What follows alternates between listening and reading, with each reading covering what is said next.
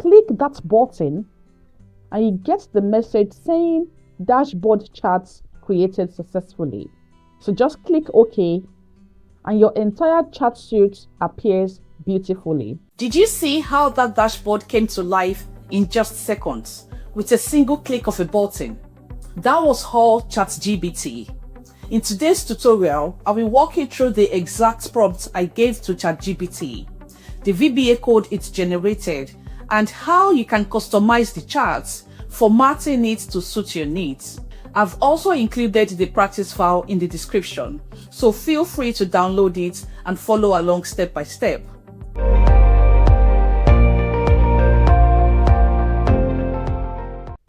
Here's the dataset we'll be working with. It contains information like invoice dates, customer names, cities, departments and services, sales and margin data, customer source, and sales type. Before jumping into building the dashboard, we need a game plan. So, we will copy a sample of this data and head over to Power BI. So I'm going to have that pasted here and go over to my Word document to get the first prompt. You'll find it in the video description. So let's copy that and head back to ChatGPT. I'm going to have that placed at the bottom. So what am I saying here? Carefully analyze this data and suggest what we should display on the dashboard, and so on. So I'm going to have that entered, and ChatGPT comes back with gold. It identifies key KPIs like total sales, margin, customer count, etc. It also recommends charts like line, donuts, bar charts, and even provides a suggested layout. Always plan your dashboard first. It saves time and avoids frustration later. Here's the rough sketch of our dashboard based on ChatGPT's plan. The top section will have the key numbers, the sales, margin, customer count. The middle and the bottom parts will show the visual charts for trends, performance by service, repeat versus new customers.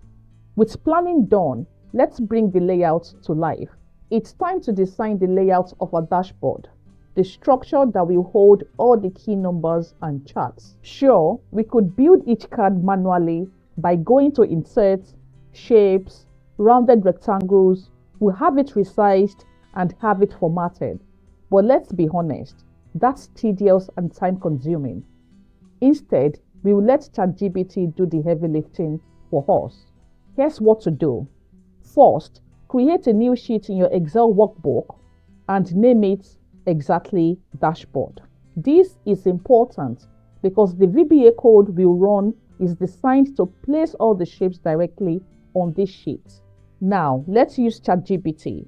Go to the video description and copy the prompt too. Mine is seated right here. So I'm going to grab that, go back to ChatGPT, open a new chart, and paste the prompt right here. Press enter, and ChatGPT will create a VBA macro that automatically creates the cards using shapes. And ChatGPT will generate a VBA macro that automatically creates the cards using shapes. So I'm going to have that code copied, go back to my Excel workbook, press Alt F11 on my keyboard to open the VBA editor, click the Insert tab, and have a new module inserted. Right in the new module window, I'm going to paste in the code generated by ChatGPT. Click the Save button and make sure your Excel file is saved as macro-enabled workbook. Now close the VBA editor. Go to the Developer tab, click Insert, under Form Controls, select Button. Drop the button anywhere on the sheet. In the pop-up, link it to the macro ChatGPT created, which is named Create Dashboard Cards, and click OK. I'm going to have the button renamed to Generate Cards. So Generate Cards. You can also decide to make it bold. Click the button and voila, ChatGPT's code will automatically create all 12 dashboard cards. I'm going to zoom this in so you can see it at a glance. Have them positioned perfectly. Here's a bonus styling tip. Press Ctrl A to select all the cards. We already have it filled with white colors. Add shadows under the Shape Format tab. So I'm going to click on the drop down for Shape Effects and have an outer shadow added. I'm just going to move the shapes around the bead to take advantage of the space. Insert a text box at the top here to serve as the title. I'm going to have this moved out of view.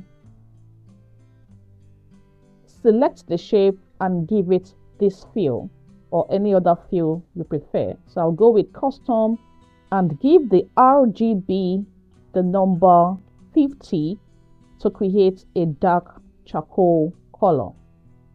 Press OK. Give it a title, Sales Analytics Dashboard. We want the text white, so let's have that changed to white. Make it bold and we'll have the size increased. Sales Analytics Dashboard. Let's increase to fit the space well. I'm also going to go ahead to add a text box into each of the cards. So insert text box and have it drawn like so. So I'm going to name this first card Total Sales. Format the text to make it bold. Have the shape formatted to remove fill and make sure there is no outline. I want the text color to be burgundy, so go to the Home tab, the font color, more colors, the custom. So for red, I'm going to give it 128, leave this at 0 and make the blue 32. And click OK. Have that moved to the top. And I'm going to have this step repeated to name the other cards. So just simply copy this and paste it on the other cards to make it fast and give it appropriate names. Now I have all the cards labeled properly, and that's it. Our dashboard frame is now ready. Before we visualize the data, we need to have it summarized and grouped. So first, let's prep our data. I'm going to add 2 new columns, one for month and the other for year. So have this named to month and the next one to year. And I'm going to use the text formula to have the month extracted from the date. So type in MMM for months and close the brackets. Have that drag down the rows. And I'll do the same thing for year. So the text function, grab the dates and type in 3 Ys to represent the year. Convert the data set to a table by pressing Ctrl T, click OK, and name it Sales Data. Create a new sheet called Pivot. We'll have that given the name Pivot. Now, instead of building 10 pivot tables manually, which is exhausting, we'll use prompt 3 from the description and send it to ChatGPT. So I'll have that copied, go back to ChatGPT on the new page, and then I will paste in the third prompt. It returns a VBA script that would build the pivot tables. So let's have that copied and go back to our data set.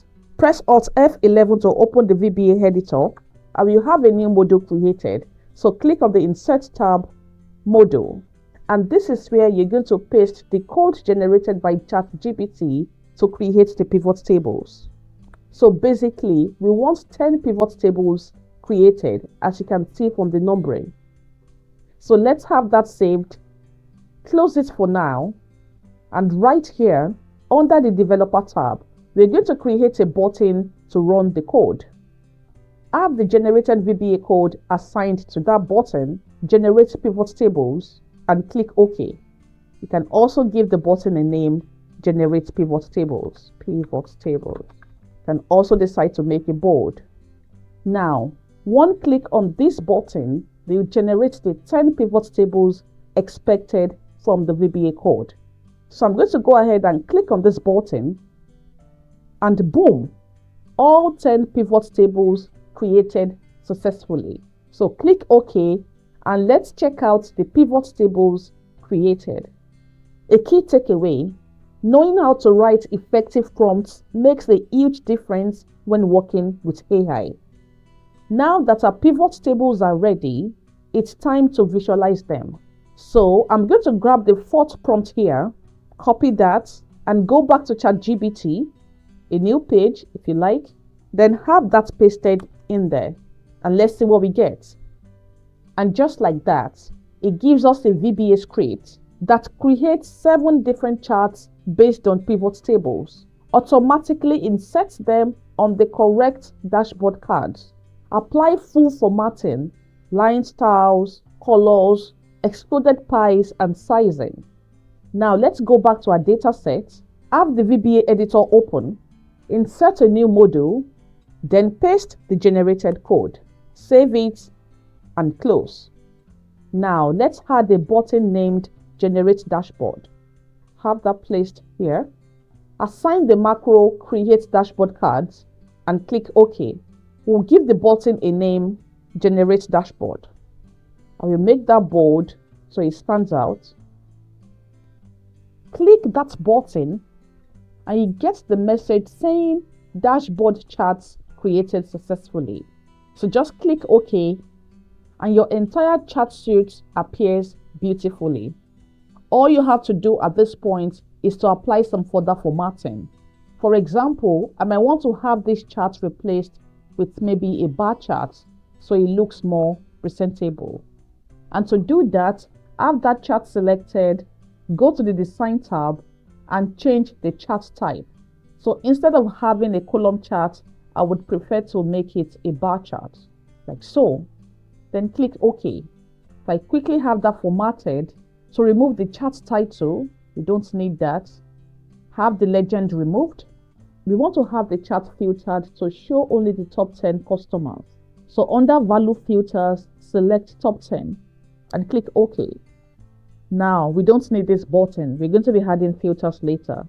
So let's have that hidden or removed. We also don't want this at the bottom, so I've removed that. Let's remove the grid lines and the trend line.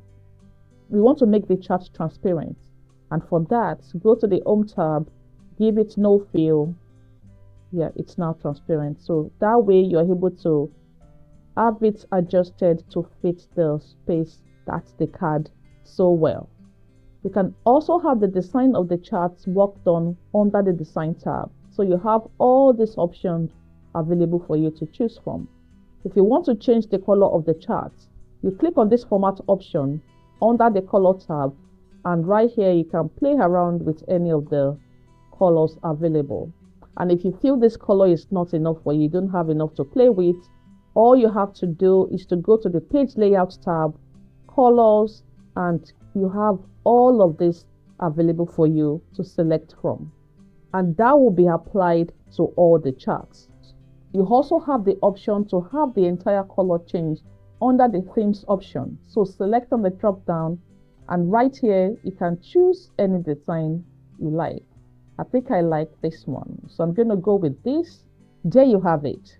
Let's have this adjusted further so we have a good use of space.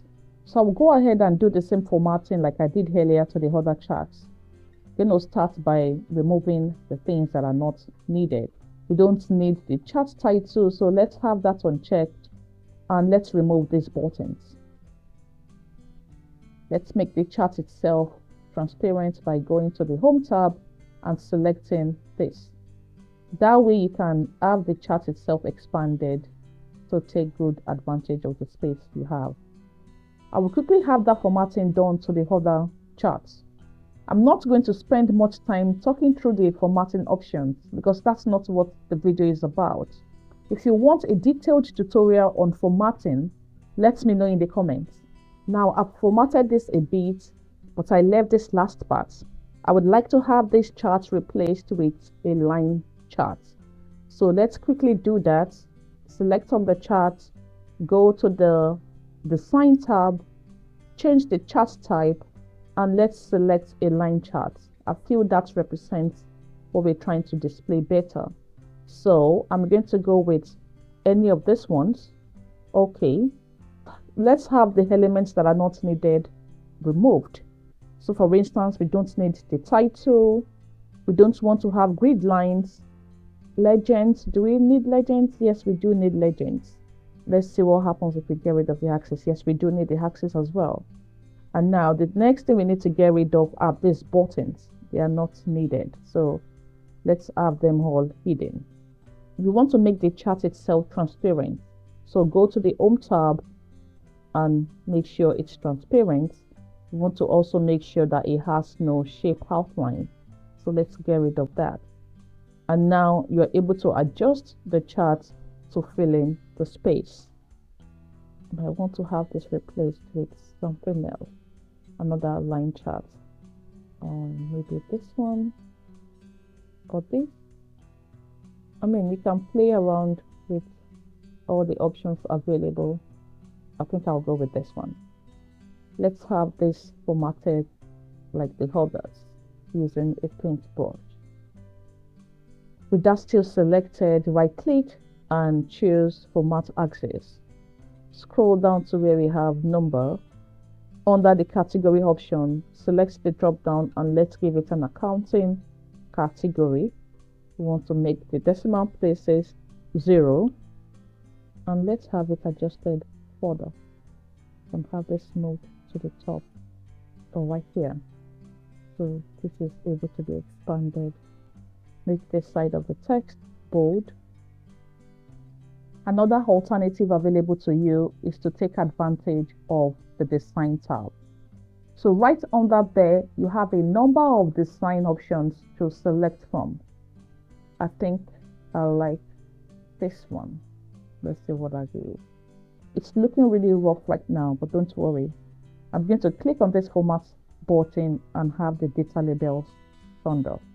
You could also get rid of the grid lines. Let's make this bold. We remove the shape fill, the chart fill, and also have the shape outline removed, so no outline. And there you have it. This would have taken you hours to build manually, but we did it in minutes. Insert key figures on top cards using linked text boxes. So I'm going to have this text box duplicated for that. Now move that down here. Type in =, to grab the figure from the pivot table sheet. So we want the total sale, which is right here. And press enter. You see that we get this error message. What we need to do to fix that is to make sure that the reference is directly on the cell. So click OK and let's wipe out all we have right before pivot table and make sure this is changed to A2 because that's where we have the figure we need. Then press enter. We want this to be properly formatted, so let's do the same right here. Put in the accounting sign and we'll do the same for the rest as well. Let's have the font size increased to make it bold. I'm going to increase it further. We want to remove the decimal places, or go back to the pivot table and let's make sure we set the decimal places to 0. I need to have it pressed on one more time. And I'm going to give this the same font color as we have for the title.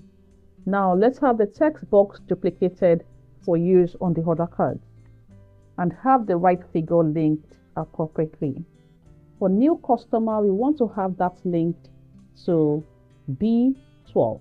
So go back to the dashboard and have this changed to B12. We're going to apply the same formatting as we have here to that.